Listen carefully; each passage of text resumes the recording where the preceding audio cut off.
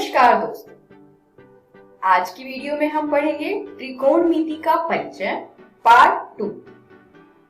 Part 1 में हमने त्रिकोणमिति का इंट्रोडक्शन यानी भूमिका पढ़ा था।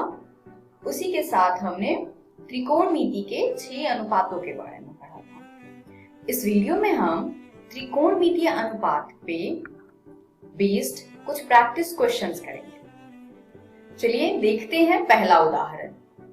यदि tan A बराबर में 4/3 है तो कोण A के अन्य त्रिकोणमितीय अनुपात ज्ञात कीजिए।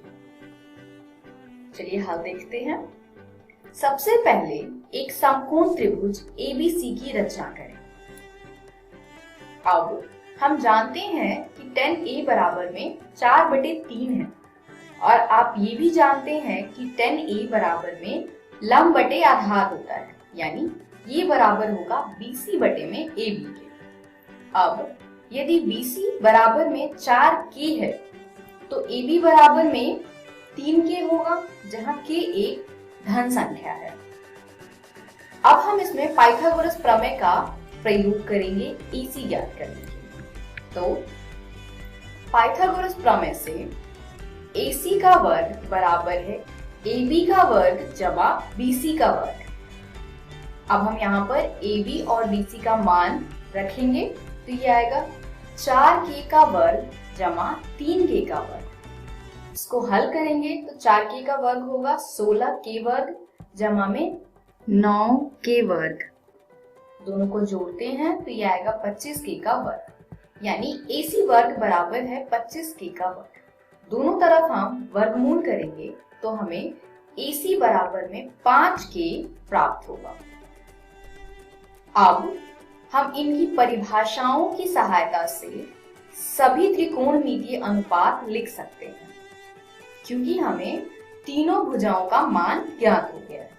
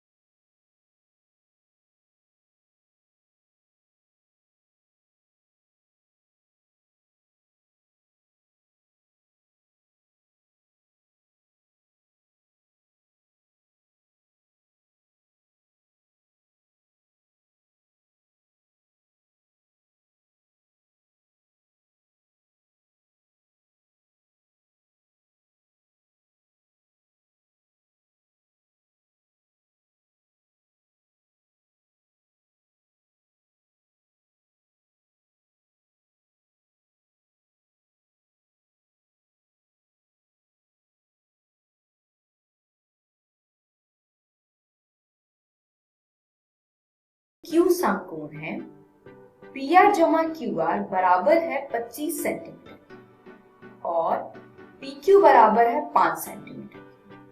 तो sin P, cos P और tan P के मान ज्ञात कीजिए। चलिए हल देखते हैं। सबसे पहले एक समकोण त्रिभुज PQR की रचना कीजिए। अब हम जानते हैं कि PR जमा QR बराबर है 25 सेंटीमीटर के तथा PQ का मान 5 सेंटीमीटर है। तो अब हम QR और PR का मान निकालेंगे पाइथागोरस प्रमेय का प्रयोग करके। चलिए देखते हैं कैसे। पाइथागोरस प्रमेय से PR वर्ग बराबर होगा QR वर्ग जमा PQ वर्ग। अब हम जानते हैं कि PR जमा QR 25 सेंटीमीटर के बराबर है। यानी यहाँ से अगर हम पी आर निकालना चाहें तो पी आर का मान आएगा 25 सेंटीमीटर घटा क्यू आर, और इसी के साथ हमें पी क्यू का मान 5 सेंटीमीटर दिया है। तो पी आर और पी क्यू का मान हम पाइथागोरस प्रमेय में प्रतिस्थापित करते हैं। इससे हमें प्राप्त होगा 25 सेंटीमीटर घटा क्यू आर का वर्ग बराबर में क्यू आर का वर्ग जमा 5 सेंटीमीटर का वर्ग। अब 25 सेंटीमीटर माइनस क्यू आर वर्ग में a minus B whole square का फॉर्मूला, तो ये आएगा 25 सेंटीमीटर का वर्ग घटा 2 गुने में 25 सेंटीमीटर गुने में क्यू आर जमा क्यू आर का वर्ग बराबर क्यू आर का वर्ग जमा 25 सेंटीमीटर का वर्ग। अब आप देख सकते हैं कि दाईं साइड और बाईं साइड दोनों ही साइड क्यू आर वर्ग है, तो ये आपस में कैंसल आउट हो जाएंगे और बचेगा 625 सेंटीमीटर वर्ग।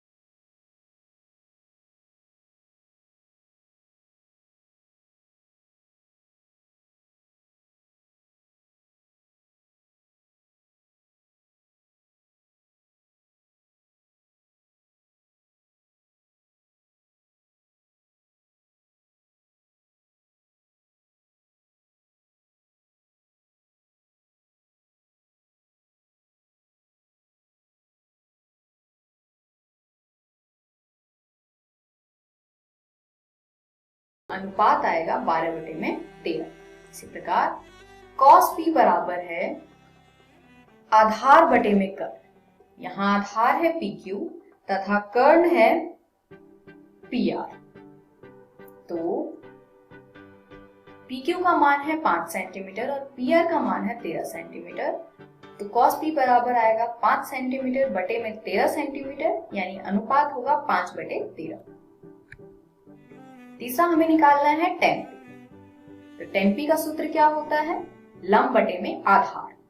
लंब है QR तथा आधार है PQ। QR का मान 12 सेंटीमीटर और PQ का मान 5 सेंटीमीटर। तो tan p आएगा 12 सेंटीमीटर बटे में 5 सेंटीमीटर, यानी tan p का अनुपात है 12/5। तो हमने 2 उदाहरण किए हैं। आप अपनी NCERT किताब से बाकी प्रश्नों का हल करें। इस वीडियो में हमने त्रिकोणमितीय अनुपात के प्रैक्टिस क्वेश्चंस करे हैं। अगली वीडियो में हम कुछ विशिष्ट कोणों के त्रिकोणमितीय अनुपात करेंगे। धन्यवाद। त्रिकोणमिति का परिचय क्विज 2। यदि cos A बराबर 24/25 तो sin A का मान ज्ञात कीजिए। Options A 25/24, B 7/25, C 7/24, D 25/7। प्रश्न 2। यदि cos A बराबर 24/25 तो sec A का मान ज्ञात कीजिए। Options A 25/24, B 7/25, C 7/24, D 25/7। प्रश्न 3। यदि tan A is equals to 5/12, तो sec A का मान ज्ञात कीजिए। 12/13, option B 12/5, option C 13/5, option D 13/12। प्रश्न 4, यदि sin A is equals to 8/17, तो cosec A का मान ज्ञात कीजिए। ऑप्शन 17/15, 17/8, 15/17, 15/8। यदि sin A is equals to 8/17, तो cot A का मान ज्ञात कीजिए। ऑप्शन 8/15, 17/18, 15/8, 15/17। करेक्ट आंसर्स यानी सही उत्तर प्रश्न 1 बी, प्रश्न 2 ए, प्रश्न 3 डी, प्रश्न 4 बी, प्रश्न 5 सी।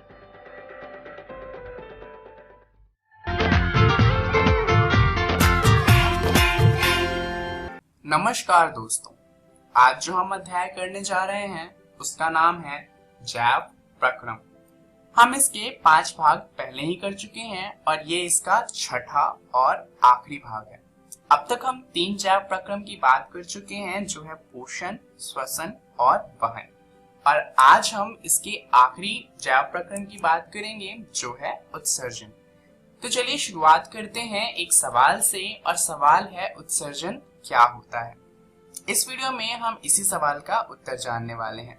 तो चलिए जानते हैं कि आखिर उत्सर्जन होता क्या है। अब अन्य उपापचय क्रियाओं में जनित नाइट्रोजन युक्त पदार्थों को निकालना आवश्यक है। अब से पहले हमने जितने भी प्रक्रम की बात करी, इन सभी से हमारे शरीर में कुछ नाइट्रोजन युक्त पदार्थ बन जाते हैं, और क्योंकि ये जहरीले होते हैं, इन्हें हमारे शरीर से निकालना होता है, और ये काफी जरूरी होता है। उदाहरण के लिए हमारे शरीर में जो यूरिया होता है वो बहुत ज्यादा हानिकारक होता है, और इसे हमारे शरीर से जल्दी निकालना होता है। तो इसीलिए वह प्रक्रम जिसमें इन हानिकारक पदार्थों का निष्कासन होता है, उसे ही कहा जाता है उत्सर्जन। तो चलिए जानते हैं कि आखिर ये होता किस तरीके से है। अगर हम बात करें जीवों की, जैसे कि अमीबा, तो अमीबा एक कोशिकीय जीव है। ये अपना खाना भी उसी कोशिका से खाता है, उसे पचाता भी उसी कोशिका से है, तो उत्सर्जन भी उसी कोशिका से किया जाता है।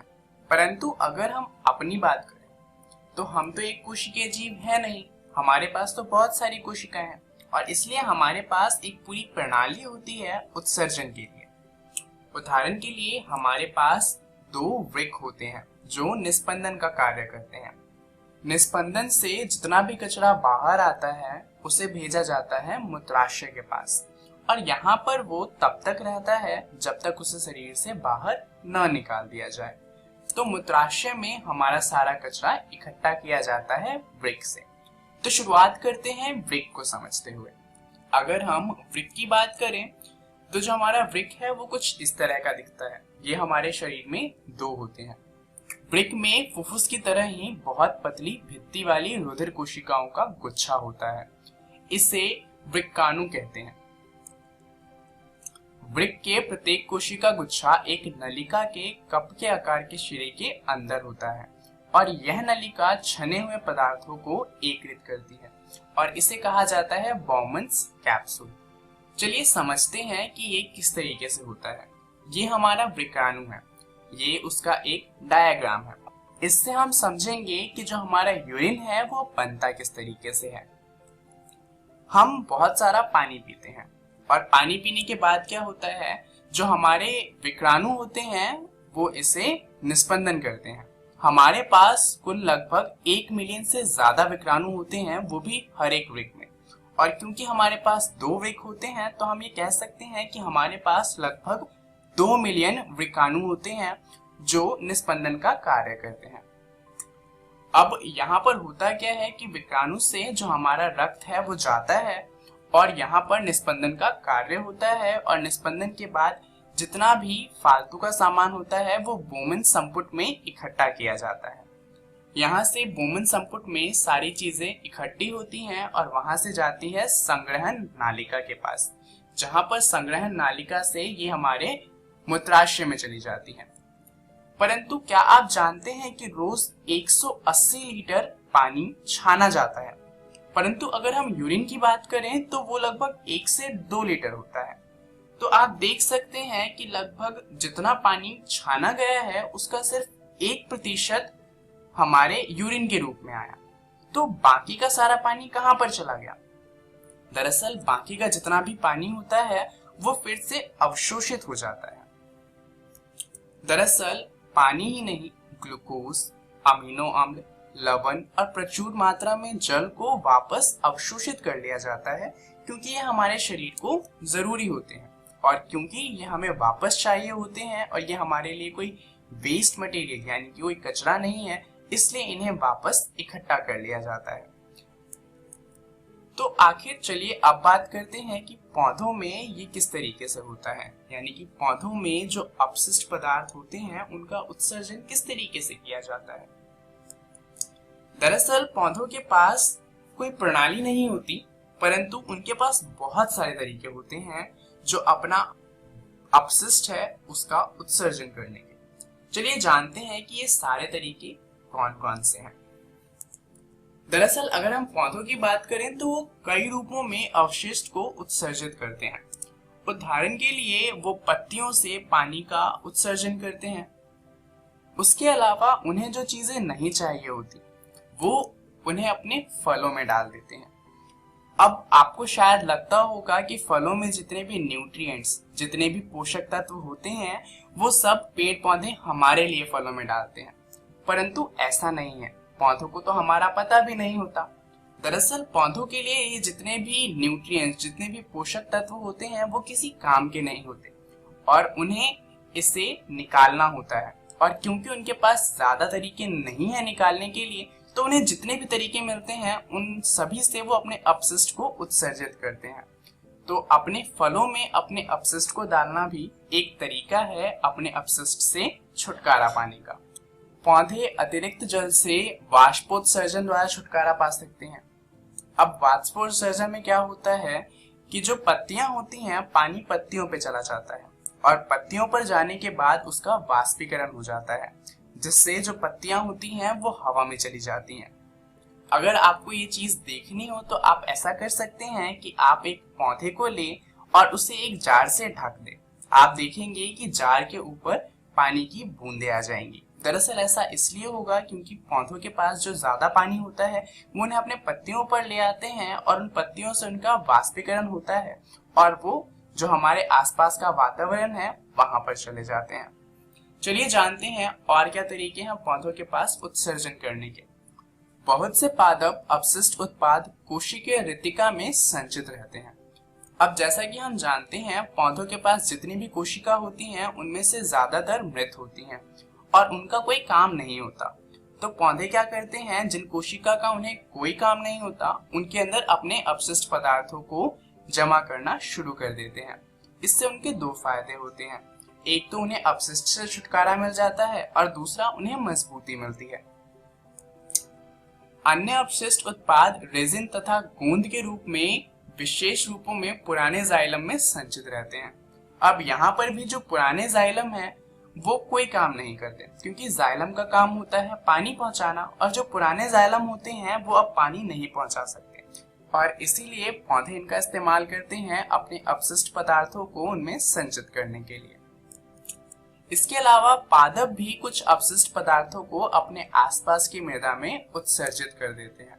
तो यहाँ पर होता क्या है कि आप जानते हैं पौधों की जो जड़ें होती हैं वो मिट्टी में बहुत दूर तक होती हैं। तो दरअसल पौधे क्या करते हैं, वो अपनी जड़ों की मदद से जो अपशिष्ट पदार्थ होता है वो अपने आसपास की मिट्टी में छोड़ देते हैं। उसके अलावा पादप अपशिष्ट पदार्थों को अपने पत्तियों में भी उत्सर्जित करते हैं और इसी वजह से जो पत्तियां होती हैं वो पहले हरी होती हैं और धीरे धीरे पीली हो जाती हैं और गिर जाती हैं, क्योंकि पहले उनके अंदर क्लोरोफिल होता है और वो प्रकाश संश्लेषण करती हैं। जब वो प्रकाश संश्लेषण नहीं कर सकती तब उनके अंदर पादप अपने अपशिष्ट डालना शुरू कर देते हैं और जब वो भर जाती हैं तो उन्हें गिरा देते हैं। तो चलिए जानते हैं इस वीडियो में हमने क्या सीखा। हमने सीखा एक जैव प्रक्रम जिसका नाम है उत्सर्जन। अब इसके बारे में आप अपनी एनसीईआरटी के बुक का जैव प्रक्रम वाला अध्याय जरूर पढ़िएगा, जिसके अंदर आपको पढ़ना है उत्सर्जन और मानव में उत्सर्जन, और इसके बाद आपको पढ़ना है पादप में उत्सर्जन। इससे आपको ये पूरा अध्याय और अच्छे से क्लियर हो जाएगा। इस वीडियो के लिए इतना ही। धन्यवाद।